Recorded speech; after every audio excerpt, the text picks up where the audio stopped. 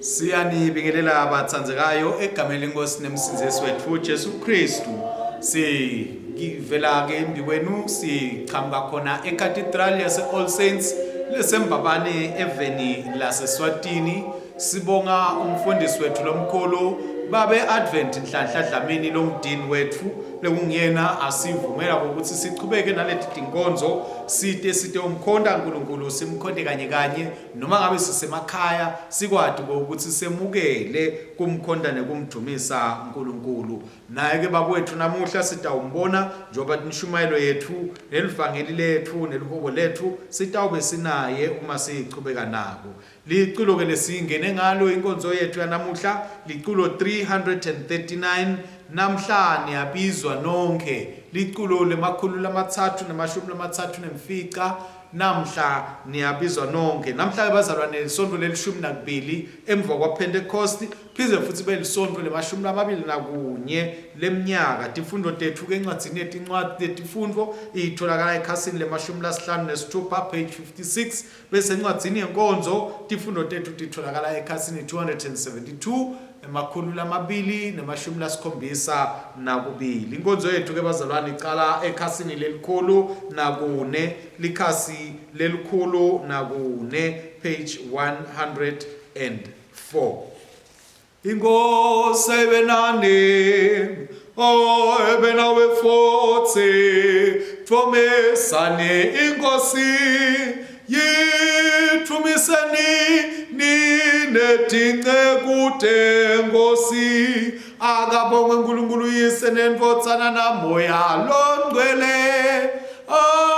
libonge ligama lakhe nyalona nini ngathunyiswa uNkulunkulu losezolweni kube nekuthula nelothando kubantu Nkosi uNkulunkulu Nkosi yasezulwini siyakubabata siyakuthumisa sikholeka kuwe siyakuthumisa siyakubonga ngeluthumo lwakho lolukhulu Nkulunkulu somandla nababe ngosingotsana letelwe yodwa Jesu Kristu Nkosi Nkulunkulu mvana yankolonkolo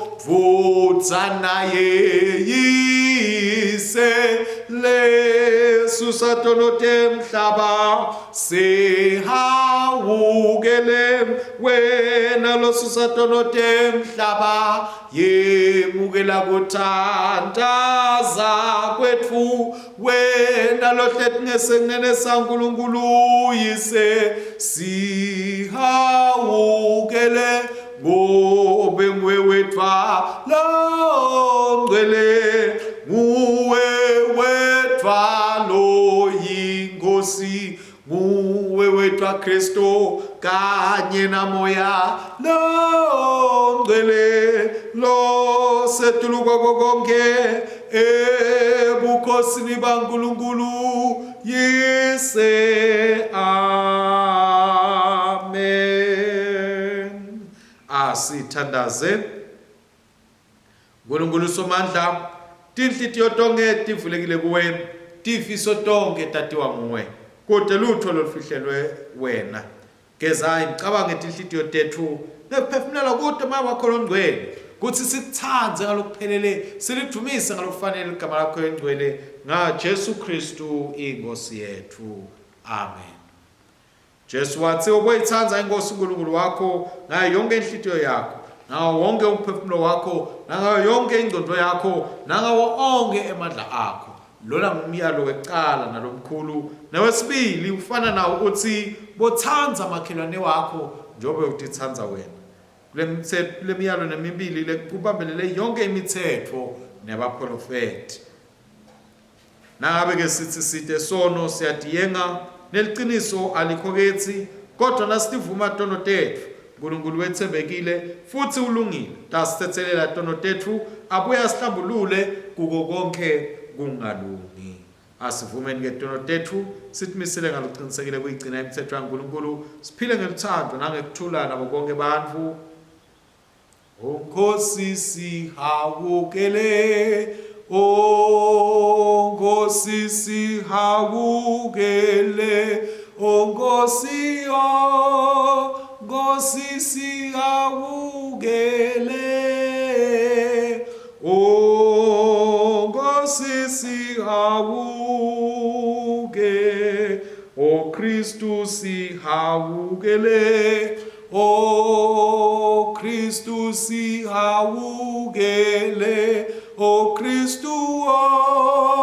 Kristu sihawukele O Kristu sihawukele Nkosi sihawukele Nkosi sihawukele Nkosi Nkosi sihawukele Nkosi sihawukele.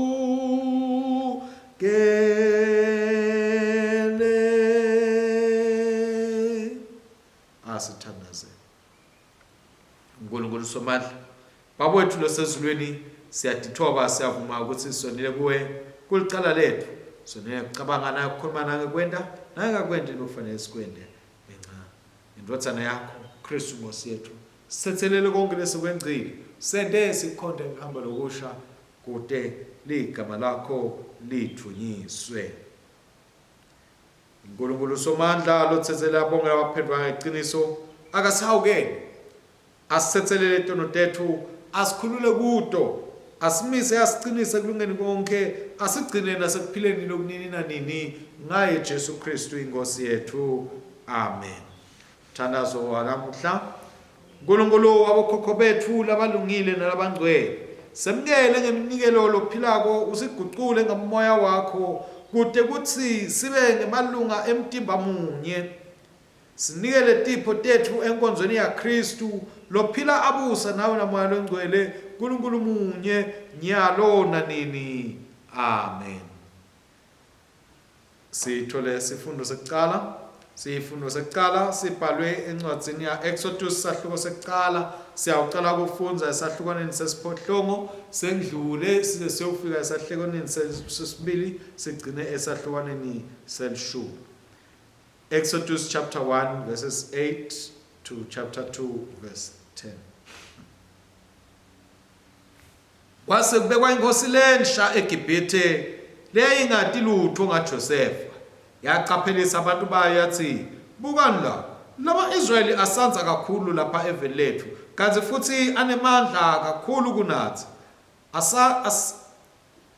asayingodi kithi asesiwabuke ngalamanye emehlo sendeliso funa anze kakhulu ngobe nakungesuka impi angahle asite letitha tethu bese ayabaleka kuleli.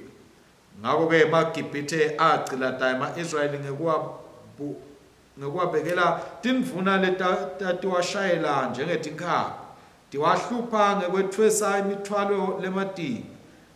Ema-Israyeli akhela boFaro iPhithomu neRamsesi lekwakungemadolobha kodwa kuwahlupha nekuwacindzetela lama-Israyeli kwawenda anza kakhulu anza nalo lonke live.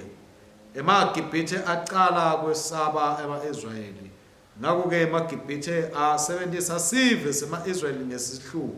Impilo yawo ayenda yaba ngekuwagcilata kamatini abhuqisa ludzaka awafolomisa letitini awentisa yonke inhlobo yemsebenzi yasemasimini kuko konke labakwenda emaGibhithe asebenta ema-Israyeli kamatini. Nkosi yaseGibhithe yakhuluma kuWashifu naPhuwa labo labebekhathi bekubabelekisi bebafati bemaHebheru yathi nanibelekisa abafati bemaHebheru kubothi luswane nalungumfana nilubulala kodwa naliyintombazana ningalubulali kodwa babekeleni besaba kodwa babelekisi besaba uNkulunkulu. Ngakho abazange bawende lo myalo wenkosi babengadibulali letinswane letibafana. Ngakho inkosi yabita lababelekisi yababuta yathi nikwentelani lo anitibulali ngani letinswane letibafana. Babelekisi bayiphendvula inkosi bathi bafati bemaHebheru abafanani nebafati bemaGibhithe. Bafati bemaHebheru banemandla babeleka masinyane umbelekisi asengakefiki.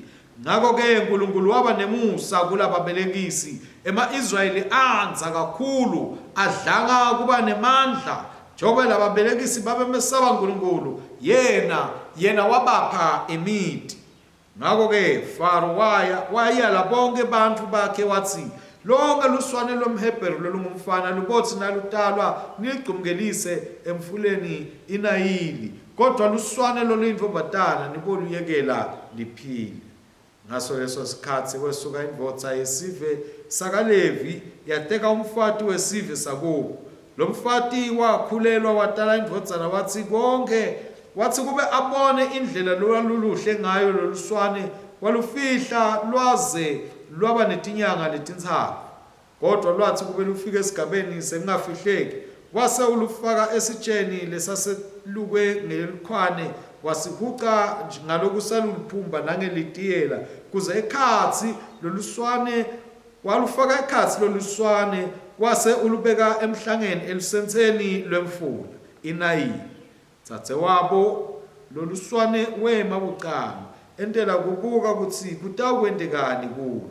Kwase kufika indvodzakati yaFaro itewugeza lapha kulomfula tibeketeli tayo tahamba tigudla lusenze lwemfula yathi nayisibona lesitsha sisekhatsi emhlangeni yathuma umphekeleteli yayo yathi asilandwe. Indvodzakati yaFaro yathi nayisivula lesitsha akhanza kuneliswane lomfana lukhala yaluhawukele yase ithi lolu ngololunye lwetinswane temaHebheru. Dzadzewabo lolu swane wakhuluma kule ndvodzakati yaFaro wathi, ngingakufunela yini umfati longumHebheru ate kumunyisela lolu swane? Ndvodzakati yaFaro yathi, ngingabonga, hamba. Ngako-ke le ntombazane yagijima yalandza unina walolu swane.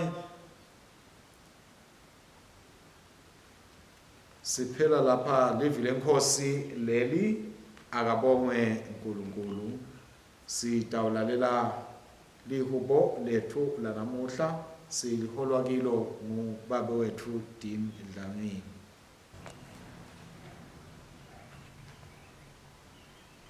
Siphinde simbingelele bazalwane. Lihubo lelimiselwe lelanga lanamuhla, lihubo lelikhulu nemashumi amabili nakune, litholakala ekhasini lemakhulu asikhombisa nemashumi lasiphohlongo nemfica. Siqala evesini lekuqala. Kube simakadze abengekho ngakithi, ngabe siyini nje? Akasho njalo Israyeli. Kube simakadze abengekho ngakithi ngesikhathi bantu basihlasela. Ngabe basigwinya sifa ngokuvutha kwelulaka lwabo. Manje ngabe asimbonyile, sikhukhula ngabe sengce nathi, ngabe tikhukhula tisikhukhulile. Akabongwe simakadze lokazange avume ukuthi titsa tethu tisibulale. Siphunyule njengenyoni iphunyula elugibeni lwebacipi, tingibe utitsabulile saphunyuka. Lusito lwethu lusegameni lasimakadze lowente lizulu nemhlaba. Uthunyiswa yisene ndodzanana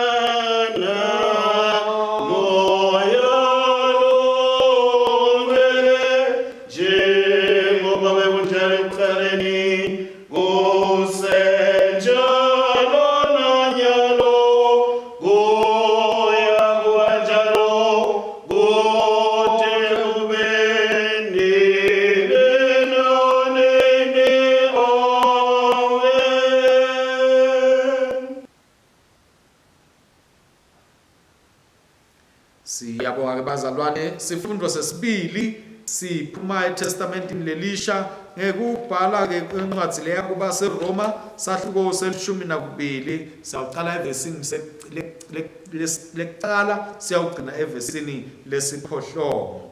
Romans chapter 12 1-8. Ngakho ke bazalwane, njengoba uNkulunkulu ubenesihawu lesikhulu kangaka kithi, ngiyaninceka ngithi nikelani imitimba yenu ibe ngumnikelo lophilako nalongcwele naloemukeleka kuNkulunkulu. Leyo ke ngiyona inkonzo yenu sibili.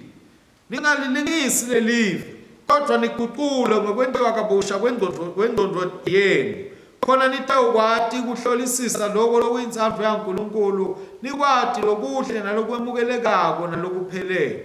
Ngenxa yesipho semusa saNkulunkulu kimi, ngithi kini nonke, ningacabangi ukuthi nibakhulu kunaloku leningiko. Esikhundleni saloko, zithani ekucabangeni kwenu, ngulowo nalowo atehlulele ngebungako bokukholwa kwakhe lakunikwe nguNkulunkulu. Njobe umuntu umtimba munye unetitho letinyenti, tonke ke leto tintfo tinemisebenti lehlukene. Kanjalo-ke nathi sibanyenti nje singumtimba munye kuKristu, sititfo letehlukene lesinye kulesinye. Ngako kufanele sisebenzise tipho tethu letehlukene ngokwemusa lesisinike wona, ngaloku nasekuprofeta asisebenzise ngekwesihlanganiso sekukholwa kwethu, nakungesekwenkonzweni yemsebenti asintinikele kuyo. Mfundisi akasebenzise sipho sakhe ekufundziseni, lonesipho sekukhutsata labanye abakhutsabe, lowabako akwende ngesineke, lonesihawu akasente ngekujabula. livi lenkosi leli akabongwe uNkulunkulu. Sitawusho ke bathandekayo ingoma number 15, ingoma number 15 itholakala ke ekhasini 354 esikhweni seliculo lethu singathola isifundo sethu sitawusho ingoma 15. Ludumo nekhatimulo nemandla ngekwakho nalokufanele inkosi uNkulunkulu wethu, ngoba konke kwadalwa nguwe kwenteka ngensando yakho. Ludumo nekhatimulo nemandla ngekwakho nalokufanele mvana leyahlatshwa, ngobe ngengati yakho wahlawulela abantu kuNkulunkulu labavela emndenini nasetilimini nasetiveni nasemaveni onke. Wabenda umbuso wabapristi bebakhonda embi kwaNkulunkulu, bakhonda embi kwaNkulunkulu wethu. Kuye lohleti esihlalweni sebukhosi nakuyo imvana akube sibusiso neludumo nenkhatimulo nyalo nanini. Amen.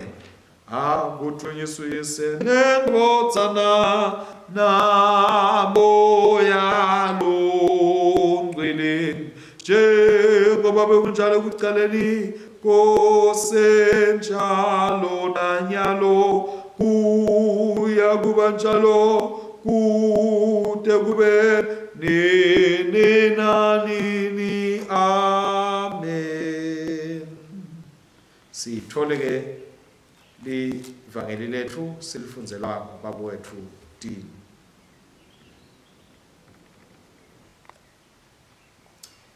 Inkosi ayibe nani, Ayibe nawe futhi. asilalele tindzaba letinhle kulandzisa Matewu longcwele sahluko ngeselishumi nesithupha, sicala esahlukaneni selishumi nakutsatfu. Akathunyiswe Kristu umsindisi wethu. Jesu wesuka lapho waya eveni lelisedvute nelidolobha lase-Kaisaria Filipi. Lapho afike wabuta bafundzi bakhe watsi, bantfu batsi indvodzana yemuntfu ingubani? Bamphendula batsi, labanye batsi inguJohane umbhaphatisi, labanye batsi ingu-Elija, kanti labanye batsi inguJeremiya nome lomunye nje webaprofeti. Wababuta watsi, nineke nitsi ngingubani? Simoni Petro waphendula watsi, unguKristu indvodzana yaNkulunkulu lophilako. Jesu waphendula watsi kuye, ubusisiwe wena Simoni wa Johane, ngobe loko awukakwembulelwa ngumuntu kepha nguBabe losezulwini. Nami ke ngithi unguPetro, etikwaleli dwala ngiyakulakha libandla lami, namandla ekufa angeke alehlule. Ngiyawunika tikhiya tembuso wasezulwini, lotakubopha lapha emhlabeni kuyobe kuboshiwe ezulwini, nawo konke lotakukhulula lapha emhlabeni kuyobe kukhululiwe nasezulwini.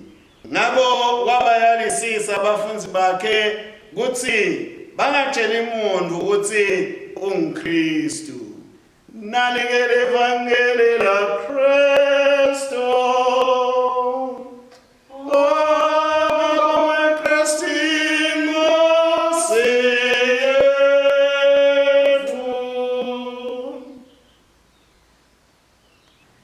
Siyanusela bazalwane siphinde simbingelele. Sisekhona Cathedral Church of All Saints, where God has given us grace to minister to you. Siyathi ke bazalwane ukuthi esikhatsini esiningi sibantfu labatitfola bangasibo labanakekelako, ikakhulu lendlela lesihamba ngayo sisesontweni nje leshumi nakubili emva kwa Pentecost. sihamba nemajala solo siyanyathela ekuthandi besihamba na Jakobe namhla sesihamba noma ke itolo bese sihamba na Josefa namhla sifika esigabeni la lithi iBhayibheli khona kwase kuvela Faro lobengakade lutho ngaJosefa lobengakade lutho ukuthi Josefa usithathe isizwe saseGibhithe wasibeka kuphi kepha lo Faro losakhona nyalo sofuna ukubulala bonke lobo lobuhle lobekade kwendiwe uthi hey naba labantu sebanza kangaka ngazi ukuthi bafuna kuba banyeni nakunathi kungendeka labantu nakuqhamuka sitha bahlangane nalesitha basithungulule singabi nalive nali ke liqhinga lenalo ngokuthi sibuke ukuthi banganzi bangeke banze kanjani ngekuthi simpintshe njalo sibulale bafana labatawutalwa kulesive lesemaHebheru asaqabanga ke lokho akadinganga ukucabanga wasesoyacela ukuthi noma ke wasesoyayala bomake lababili lababelekisi ukuthi babuke ukuthi nakudala umntwana wemfana abulawe kepha ke lesikuthandzako ngoba uNkulunkulu wethu uhlala khona uNkulunkulu wethu uhlala sibonelela labo make beva nabo le ekhathe emthithweni yabo ukuthi ayisiyento lenhle base babeka sizathu bathi hey labo make laba bemaHebheru bafanana netinkomo sithi sathi sayobabelekisa sikanje babeleka katheni futhi bona abasibo laba babuthakathaka emva kwekubeleka babeleka nebaphinde baqhubeke nempilo ngakho ke asikhoni kubathatha bonke labafana naMose ke wasinza kanjalo waze wagcina wakhuliswa Mose wakhuliswa la ekhaya la Faro njengendodana yendodakazi ya Faro kepha lesithanza ukuthi uNkulunkulu utithathela Mose lo Mose lathathela yena kutosebenzisa ukukhulula bantwana bakhe masifunda ke bazalwane ukuthi ingqondo yethu kumele ukuthi ibe ingqondo yaNkulunkulu usike Paula kumele ingqondo tethu diguqulwe indaba yokuguqulwa kwengqondo bazalwane ayisiyo into lelula ngoba kupita ukuthi umuntu akhohlwe naku lebekaditshela ngawo ukuthi ungiko bese soba ngilobunye lobusha lento lensha ke bazalwane iyavama esinye isikhathi kubethusi kanti phela sine bazalwane kufuna sinikele yonke impilo yethu ngalokugcwele kuNkulunkulu ngesikhathi sinikele ngalokugcwele kuNkulunkulu ke bese siyakhuluma nathi njengaloko akhuluma nalabo make nje ukuthi asebavilaphe bangadokhona kubulala labantwana bema Israeli noma ke bafana bemaHebheru lo Nkulunkulu ke lona kuthi ke lengqondo yethu naseyishintshiwe itabe sesihambisana naye itabe sesiyati kwekuthi yena ufunani kungako phela lenhlitiyo yaNkulunkulu naseyifikile umuntu ukhuluma letinto taNkulunkulu nangibhita lana amangalisa ngisho na Jesu Mbala nakababuta Jesu kuthi kepha abantu bathi ngingibani bathi labanye Elijah labanye bathi uJohane uMbhaptisti osavukile labanye bakhuluma uthi nje lomunye waprofeti uthi ke nine ke nithi ngingibani uthi ke Petro hayi wena uNkristu wena indodana yaNkulunkulu uthi ke naye hayi wena Simoni akusiko lokushoko lokuvela kuwe ngilomoya waNkulunkulu lokungenile wakhuluma kuwe wakhuluma ngawe nakulele ngikhuluma ngawe ukuthi wena sowubonile ukuthi letinto leti tisima kanjani ngalokusike uyayivumela lenzando yaNkulunkulu ukuthi isebenze kuwe mina ke namsengisulithwala emva kuba asakhulumile lokho uze uthi ke Jesu leli dvala lolivetako na Petro hayi ukuthi Petro beka ngileli dvala lelikhulu beka ngileli dvala lelincane usedvala lolivetako ngilapho ke mina ngakwakhela libandla lami khona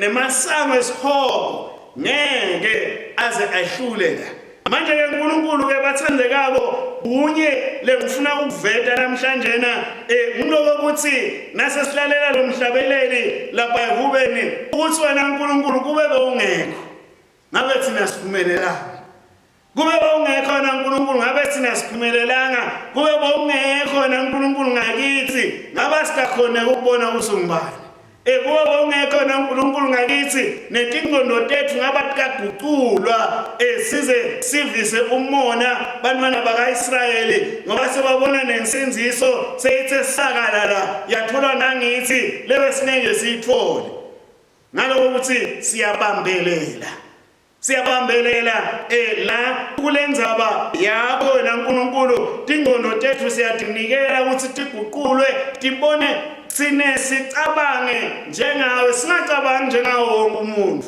ngoba thine sesilunjiwe thine sesibekwe esigabeni lapha wena uNkulunkulu uveta tintfo letinhle ngathi siyathandaza ke Nkosi ukuthi siside ngamunye ngamunye sibambe le ndlela yakho ngoba nase sibambile le ndlela yakho sitawufanana nalabo make lababona ukuthi bafana bemaHebheru abakafanele kubulawa sitawufanana nanaba bantu labayiconza kwenzando yaNkulunkulu baze balethe netinkulumo letinkulukati tekubonakalisa uNkulunkulu bamekufule kubantu siyabonga nangosi ukuthi usibitele ukuthi sikwethule kubantu ukuthi uyinkosi lengiyo yodwa lekumele ukuthi ikhontwe lekumele ukuthi yatiwe nemhlaba kulesikhathi sanyalo sikhungethwe tifo sikhungethwe tintwe lesingaticonzi kepha lesibongako ukuthi nasikuwe asithuthumele ngoba inthando yakho siyayada inthando yakho ngiyo leyembula tonke tintfo siyati newokuthi bonke lokho kuthi thiyo nje endleleni akusho ukuthi sekutosibulala futhi ke uthi wena Jesu nganyelanga singabokwesaba noma umuntu noma sifo ngoba sifo sibulala nje inyama nemuntu nje ubulala inyama akubulawa umoya uhlala uphephile umoya ungachithwa nguwe kuphela nangabe ubona ukuthi umoya wonakele ngokulonemandla ukuvalela nje nasesihogweni kepha ngalokuthi sinemoya wakho sibonga ukuthi wena uyasigcina sisithandaza nje Nkosi siyabonga ukuthi uthi wena singabi bantu labatawubambelela kulomhlaba kepha kumele ukuthi ingqondo tethu tiguqulwe sithi ke Nkosi kube ungekho ngaba sikaphumeleli labanye bethu bafundzile labanye bethu banemabhizinisi labanye bethu banetimpumelelo letehlukahlukene kepha angiboni ukuthi ngenyelanga sike sime nje sithi Nkosi kube ungekho ngabe ngitholile yini lokho ngoba labanye bazalwane bayafeyila labanye amabhizinisi ayabayawa labanye babathi babamba lokho akuphumeleli kepha kwethu kuphumelela Nkosi kube ungekho ngabe sitha sethu sititholele nje satijabulisa ngathi kepha ngalokho sibokhona wena sinesiphumelelo babethu losezulwini siyakubonga sibonga ukuthi Nkosi indlela yakho iyamangalisa indlela yakho ingummangaliso thina sahamba sinyathela lapho Nkosi uthi wena sinyathele khona Nkosi sibonga ukuthi nalapho babe sesingasaboni ukuthi kumele sinyathele kuphi wena uyasithatha usiphakamise bese uyasinyathelela yingci nje nasibuke busisa libandla lakho Nkosi usigcine sonke ebukhoneni bakho ngaJesu Kristu Nkosi yethu amen Kabela uNkulunkulu ise indodana namoya engcwele amen Amen. Siyayibonga bathandzekayo inshumayelo ya baba wethu Dean siyethemba ukuthi ngayo sitawufuna ukuthi simati ukuthi lo Jesu Kristu ungubani simati etimpilweni tethu ukuthi ungubani sichubeka ke bathandzekayo ngesivumo selikholo sembhabhatiso sitholakala ekhasini le-15 nemfica encwadzini yethu yenkonzo sivumo selikholo sembhabhatiso ngiyakholwa ngethembela kuNkulunkulu yeselo wadala umhlaba ngiyakholwa ngethembela kuNkulunkulu indvodzana yakhe Jesu Kristu leyahle ngabantu. Ngiyakholwa ngiyethembela kuye moya wakhe longcwele lonika impilo kubantu baNkulunkulu. Ngiyakholwa ngiyethembela kuNkulunkulu munye, uyise neNdodana naMoya oNgcwele. Amen. Asithandaze. Baba wethu loyingcwele, uNkulunkulu loletha inkululeko, wasibida sisebenzisa sakho Mose ukuthi siyobahola abantwana bakho baka-Israyeli enkululekweni. Waphinza futhi wamnikeda ukuthi awadi umthetho wakho longcwele. Yiba liphasika lethu-ke Baba wethu longcwele, usikhiphe emhlabeni lode kuthula, usikhiphe emhlabeni lode bulungisa. Yiba kukhanya lokusiholela elithandweni lakho lolungilo nasekuholeni endleleni lengiyo, kude kokuthi sibe bantu balelive labaphila ngaphansi kokubuswa nguwe nangemthetho wakho. Lokhu sicela ngaJesu Kristu lokungiyena lohamba embili endzabeni yensinziso. Kulolu suku Baba wethu longcwele lekuthokoza, siyacela ukuthi sisahlephula lesinkwa, sikhumbule ukuthi ngaye ingadi yeluwundlu wasihlenga, wasenda ukuthi sendlula ekufeni sangena ekuphileni lokusha. Siphe Nkosi ukuthi sithi sisabonga imisebenzi yakho lemikhulu, sibe munye kanenya Jesu Kristu ekuhluphekeni kwakhe nasekukudumiseni kwakhe. Sikhulekela ke Baba wethu longcwele imithandazo yonke lelethwe ngibo bantwana bakho, bacela Baba wethu longcwele, labanye bacela imisebenzi, labanye bacela kuthula Baba wethu longcwele, labanye bacela ukuthi basite sithi inhlitiyo tabo simakadze tibe tinhlitiyo letikhonako kuxolela, letikhonako Baba wethu longcwele kwendlulisa, letikhonako Nkosi ukuthi tiyekele kubamba emagcubu. Labanye bakhulekela Baba wethu longcwele tihlobo tabo letidzinga insinziso yakho. Labanye Baba wethu longcwele bakhulekela imishado yabo lesematimeni. Labo Baba wethu longcwele labasenkingeni labavinjwe yisathane ukuthi bangatholi bantwana, sithi bakhulule Baba wethu longcwele ukuthi babathole labo bantwana labasibusiso lesivela kuwe.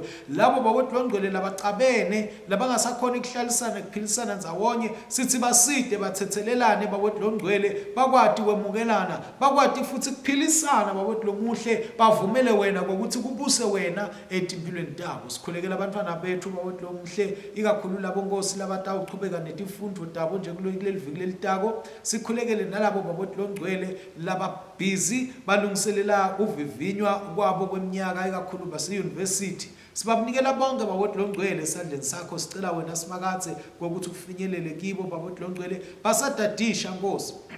Yiba nabo Jehova wethu, basabhala Nkosi lama exam rooms, yiba nabo simakadze, ubahole, ubacondzise, ubaphe Nkosi kuhlakanipha lokuvela kuwo. Siyakhuleka Baba wethu longcwele, sikhulekelana naso sifo se-COVID lesikhona lesifikile kuleti nsuku. Sicela wena Baba wethu longcwele ukuthi ufinyelele kithi, usiphe kuhlakanipha kokukhona Nkosi kumelana naso, usiphe kuhlakanipha kokukhona Nkosi ukuthi ivikela kiso, usiphe kuhlakanipha Nkosi kokukhona kuthola emakhambi ekuselapha Baba wethu longcwele, ukuthi ukuthi Nkosi kube bede labashonako emhlabeni bashona isikhathi sabo sekuhamba singefiki bendiwa ukuthi sebathole lesi sifo. Sikhulekela labo Nkosi labasaqwaninga, sikhulekela labo Nkosi labanakekelako labagulako, sikhulekela Baba wethu longcwele labo lababuke tona letimali Nkosi letinikiwe letinikelwe ukuthi kusitakale sive sakho, ukuthi Nkosi bonke mabasebenze nekutinikela nangebuqotho kude ukuthi umsebenzi wakho simakadze uqhubeke. Sikhulekela abantwana bakho Nkosi labadzinga imisebenzi, ikakhulu Nkosi njengoba sibona kulesi sikhathi se-COVID, labanye balahlekelwa imisebenzi, labanye banciphiselwa emaholo. Sithi ke uNkulunkulu wethu uhlangabetana wena nato tidzingo tabo, sende nathi silibandla sikwati Nkosi kufinyelela lalapho badzinga khona, bangahlupheki Nkosi, sikhona nawe ukhona Baba wethu longcwele, kodwa ngemandla akho ngekuhlakaniphiswa wena kuphiwa ngwemandla sikwati kufinyelela Baba wethu longcwele lalapho bakhona khona. Sikhulekela Baba wethu longcwele imishado yonke Nkosi ukuthi ayithole Nkosi emandla lavela kuwe, thole Nkosi sibusiso lesivela kuwe ukuthi akho ikhone kumelana Baba wethu longcwele nekuhlaselwa sitha ngato tonke tindlela. Umoya wekwehlukana siyawuchitha siyawuyala egameni Nkosi nemsinzisi wethu Jesu Kristu.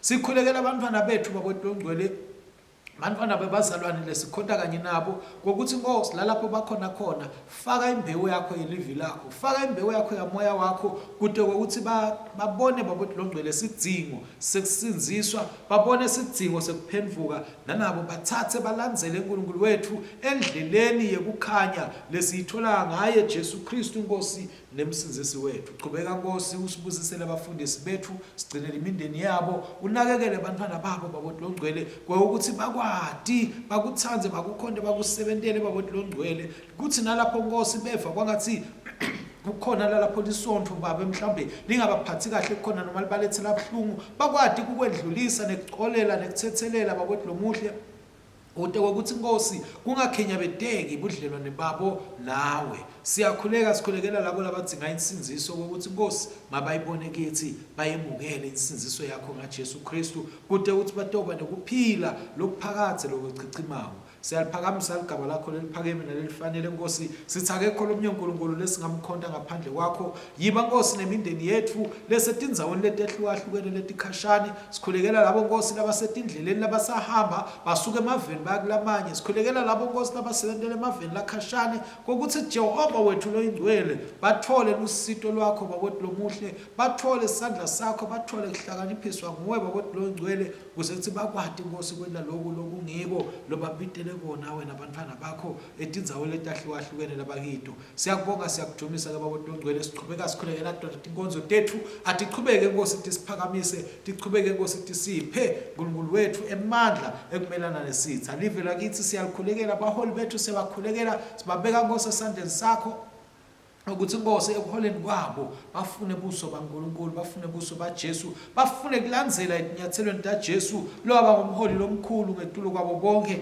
ngendlela tipho latenda ngayo. Siyakubonga ke babothi longcwele lethu ethembekile wena futhi utawusendela konke lokhu lesicelayo. Siyakhuleka ke babothi longcwele ukuthi wena loNkulunkulu wemandla uyive imikhuleko yethu nangemsebenzi nangemusa wendvodzana yakho iNkosi yethu Jesu Kristu, usiphe babothi longcwele ukuthi sikhululwe ekufeni, sikhululwe emandleni alomubi, siphiwe babothi longcwele kuphila lokuchichimako lokuvela kuwe, nekokuthi sifune buso bakho etikhatsini tonke. Siqhubeke Nkosi sibemetele emhlabeni wonke jikelele emandla ekusinzisa kwakho lokusicela konke ngaye Jesu Kristu Nkosi nemsinzisi wethu lokhona busa kanye nawe namalo engcwele niNkulunkulu munye kude kube nini nanini.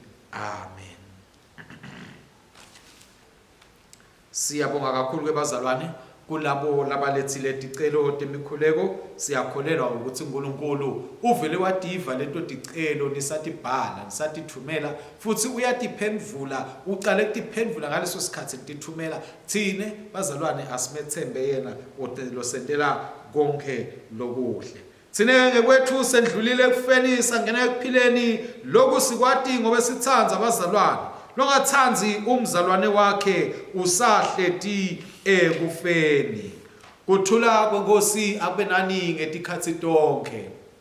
Akwanze.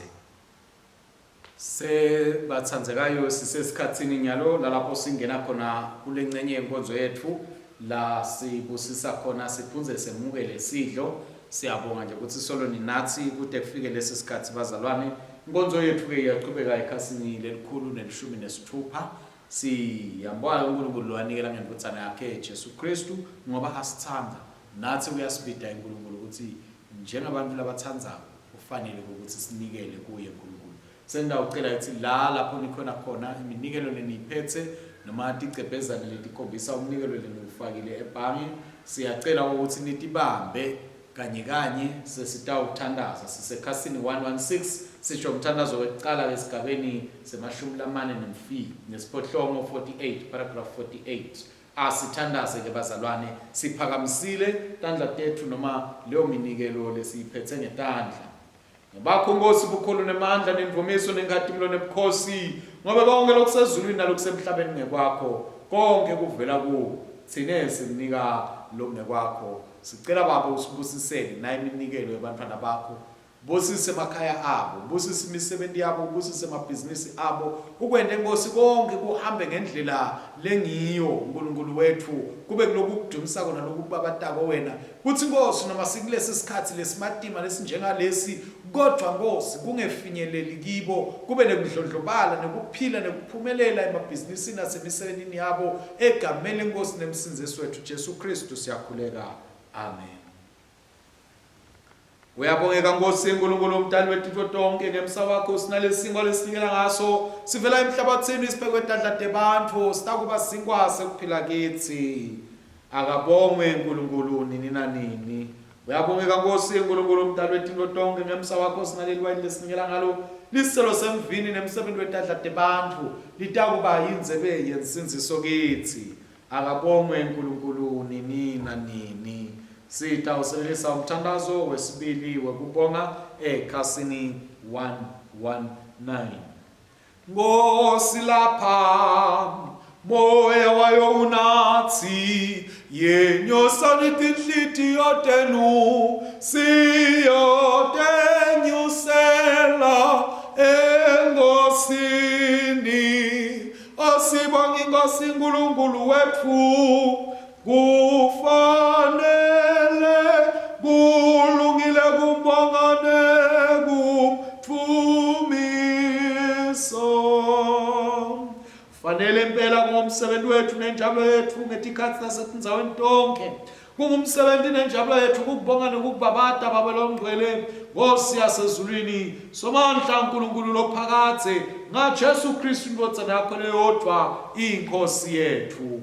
Ngoba yena ulivi lakho leliphilako ngaye wadala konke kwasekuqaleni wasenda ngemfanekiso wakho liqobo ngaye wasikhulula ekugcineni besono wamnikela kube yatalent angumuntu afele esiphambanweni wamvusa kulabafile wamphakamisela itulo esandleni sakho sekunene ngaye wathumela moya wakho longcwele lophilisako wasenda bantfu belifa lakho. Nyalo-ke siyabonga ngoba namhla usihlanganisile ndzawonye kulo mkhosi wesidlo senkosi kude sivuselelwe elithandweni ekujabuleni nasekuthuleni. Ngakho-ke sihlangane netingilosi netikhulu tato nelibandla lonke lasezulwini sibabata ligama lakho lelikhulu lelidumile siyakubonga nini nanini sithi ungcwele ungcwele ungcwele Nkosi Nkulunkulu wemandla nebukhosi ungcwele ungcwele ungcwele Nkosi Nkulunkulu wemandla nebukhosi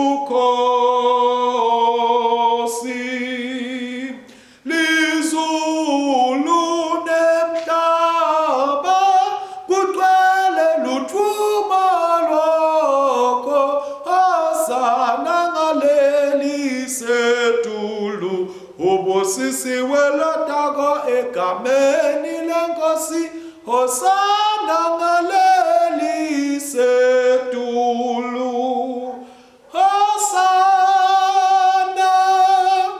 hosana ngaleli setulu.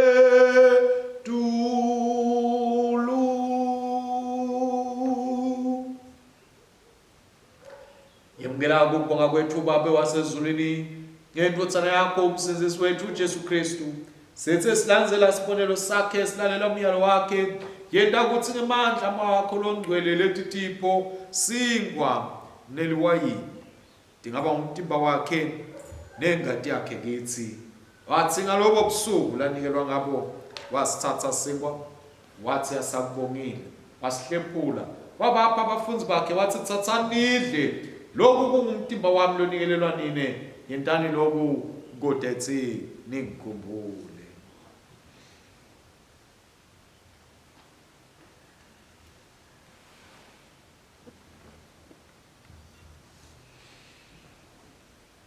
Kanjalo futhi emva kokudla wayithatha inzebe wakubonga wabanika yona wathi nathani kwenonke ngoba lokhu kwingadi yami yesivumelwano sisha lokuphiselwa nini nabanyenti kodwa ekuthethelele tono ndani lokhu ngetikhathi tonke tekwenatha kwenu kodwa ekuthi ningikhumbule.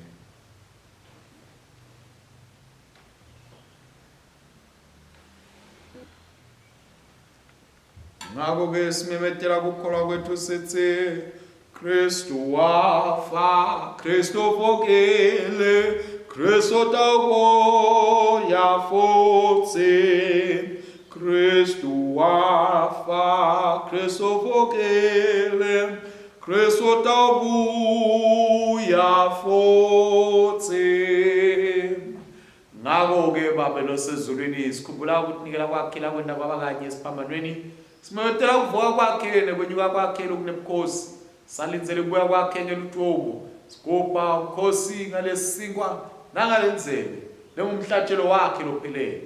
Ngela ngaye kuKristu wethu lomkhulu lomhlatshelo wethu wekubonga lokudumisa. Sithi sidla sinatha leti tipho letingcwele ngobukhosi bakho lobungcwele. Usiveselele ngamoya wakho. Sigcwalise ngeluthando lwakho. Sihlanganise emtimbeni wendvodzana yakho Jesu Kristu inkosi yethu.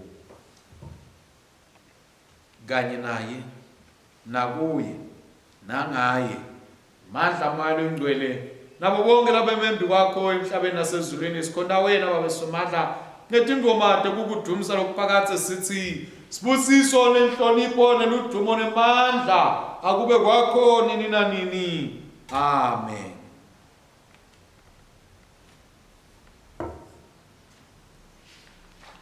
Konzo yethu yaqhubeka ekhasini 126 sigaba 77 njalo uKristu wasifundzisa sinesibinzi sekuthandaza sithi Baba wethu losezulwini angcweliswe igama lakho, mbuso wakho awude, inzando yakho yendwe emhlabeni njengasezulwini.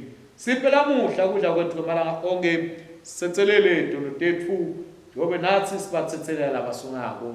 Ngasingenise ekulingweni, usisinzise kulokubi, ngoba umbuso ngewakho nemandla nebukhosi kude kube nini nanini. Amen.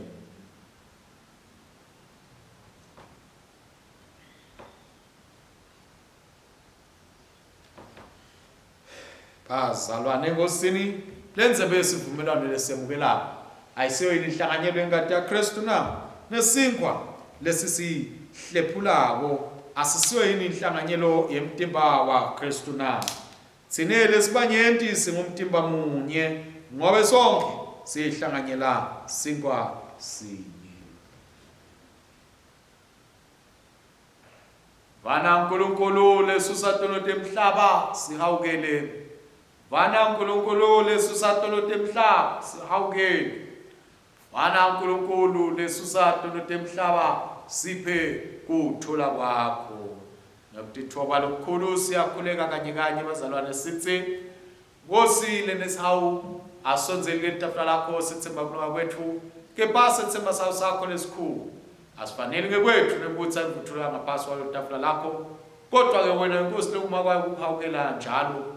Ngakho ke Nkosi lenesihawu siphe kube sidle ngalokufanele inyama yendvodzana yakho letsandzekako Jesu Kristu.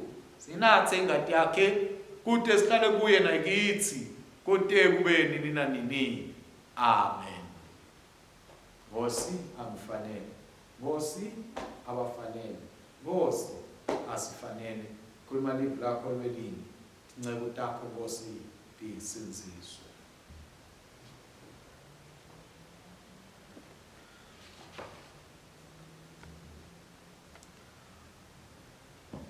Asenibhekeli ibundlo laNkulunkulu lelisusadono delive ngabe thine etimpilweni tethu sithi Kristu ongubani. Bangathi besingamathi njengaMesaya, simathi njengemsinzisi nenkosi lephila phakathi. Sonzelani ke batsandzekayo sitomukela umtimba wenkosi yethu Jesu Kristu lwanela ngencethu nengadi yakhe lasophisela yona. Simdlele etinhlitiyweni tethu ngekukholwa nangekubonga.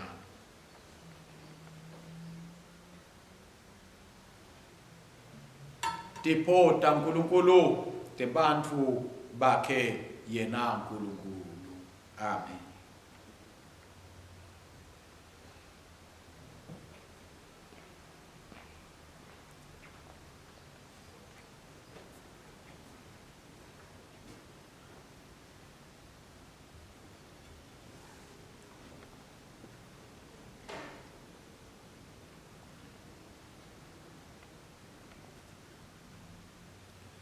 Bonga ngani simakathe ngoba anebusa seyasakasiphele nanini.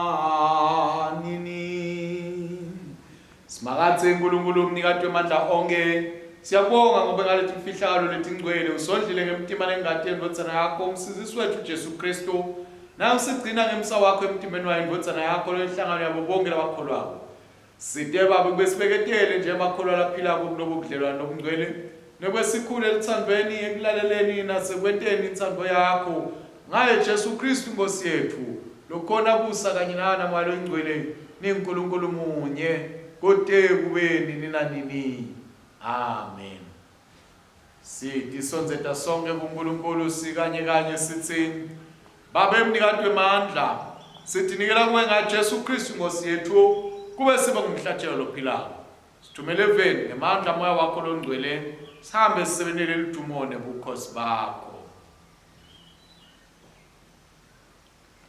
Nkulunkulu ubusisa iAfrika, gcina abantwana bayo, hola abaholi bayo, uyiphe kuthula ngaJesu Kristu inkosi yethu.